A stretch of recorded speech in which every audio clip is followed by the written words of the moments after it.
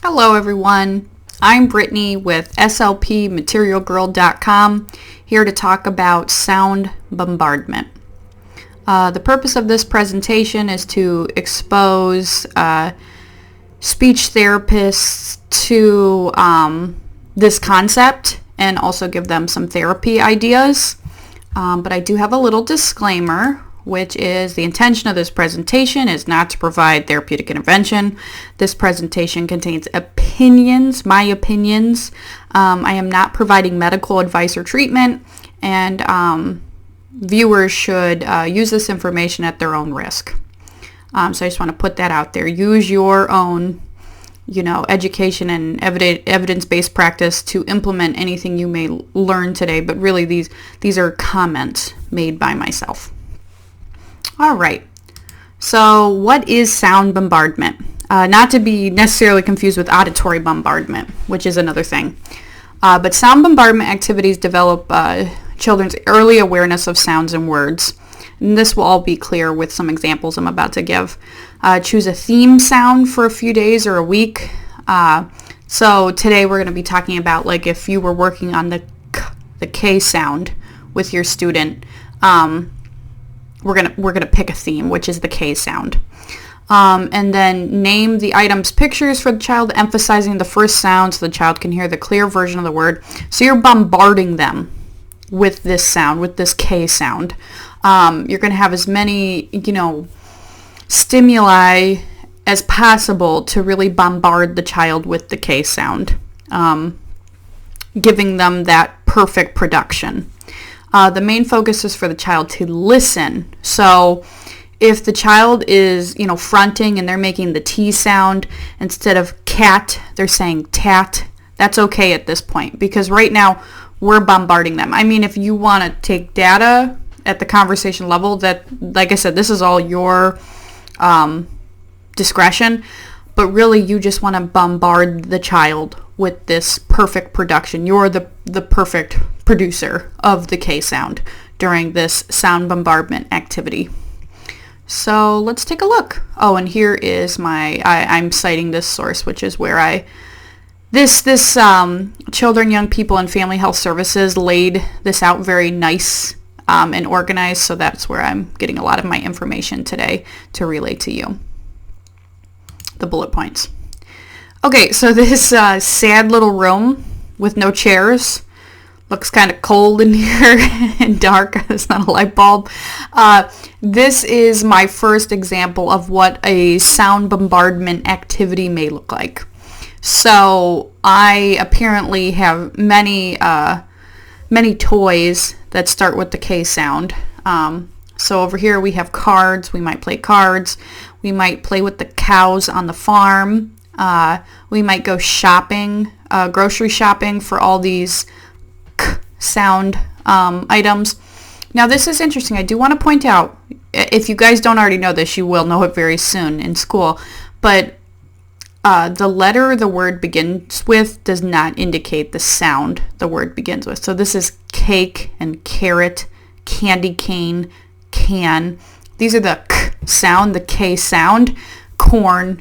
Actually, all of these start with a C, but these are all K sound, cow. We're not working on the C sound, we're working on the K sound. Phonetically, the C sound is the K sound, but I digress.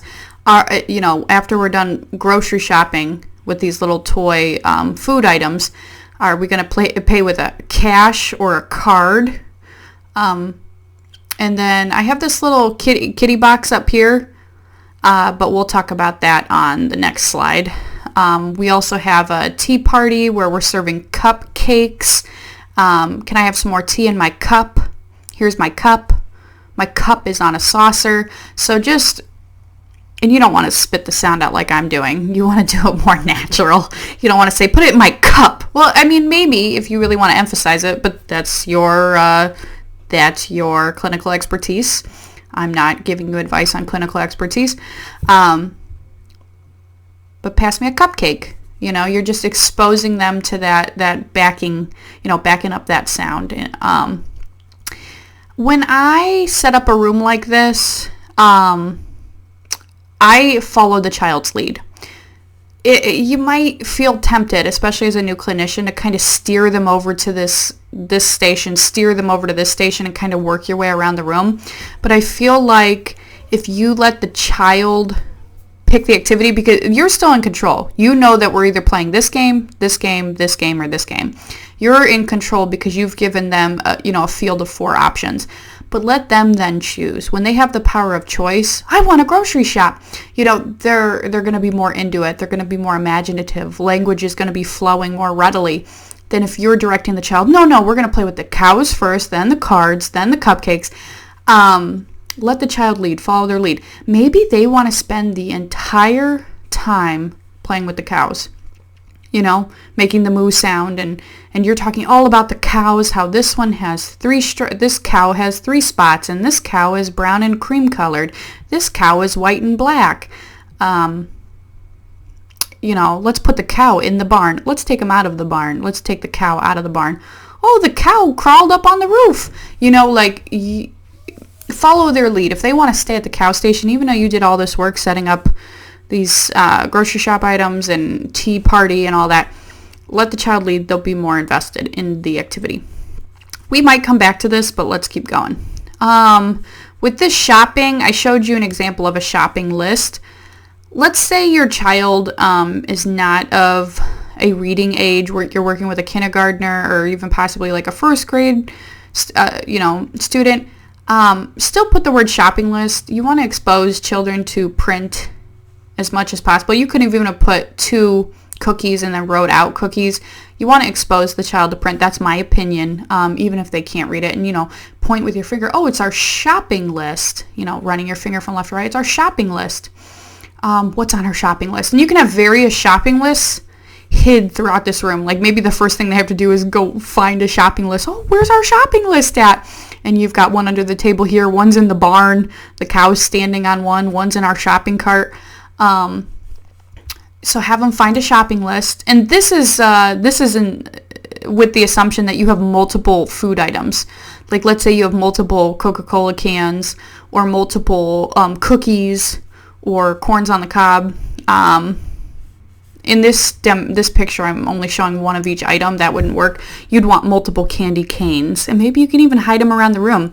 We're grocery shopping, but where are all the candy canes? So make it fun. But this is an example of a cute little shopping list you can make. Here's the cat on the box. Doesn't have to be a cat.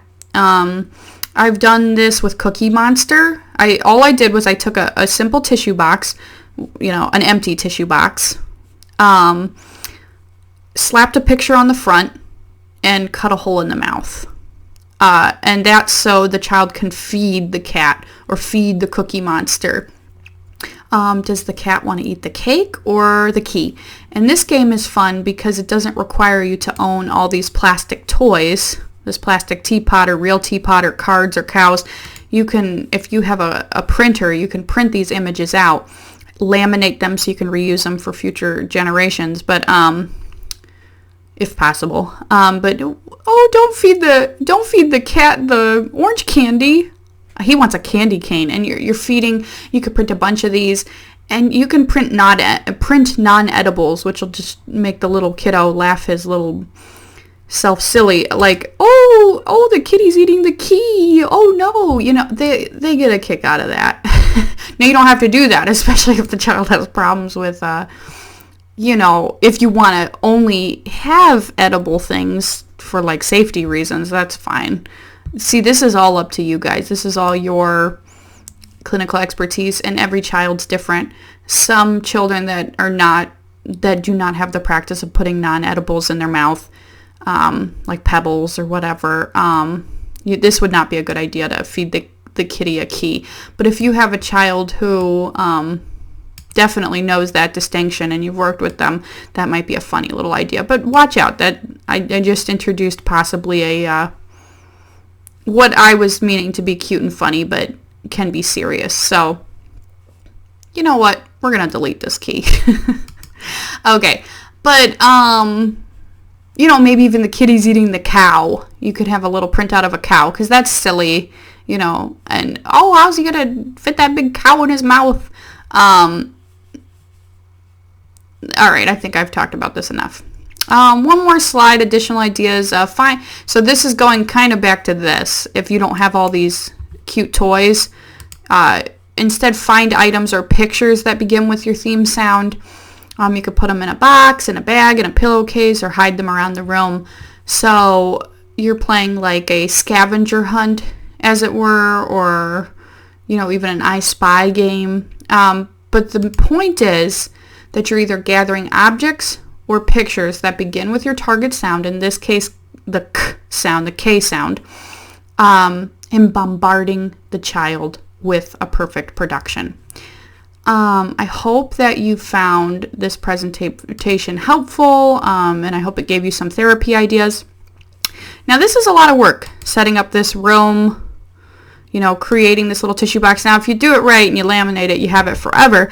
But I'm going to give a little shameless plug that if you go to slpmaterialgirl.com, I've already made some digital products for you. So you go to school-aged materials, and my catalog's pretty small thus far. I've got 4 products, but I'm adding to this each week. But let's just take a look at one of the products. So like the articulation workbook, let's say your student is working on the little sound, the L sound. I include, 3 unique games with multiple game boards to address L in the initial, medial, and final sound, including, articulation, sorry, checkers, Chinese checkers. Something exciting. Some of these articulation workbooks include articulation caribou. Like R has it included already, but I'm in the process of adding the articulation caribou to these other workbooks.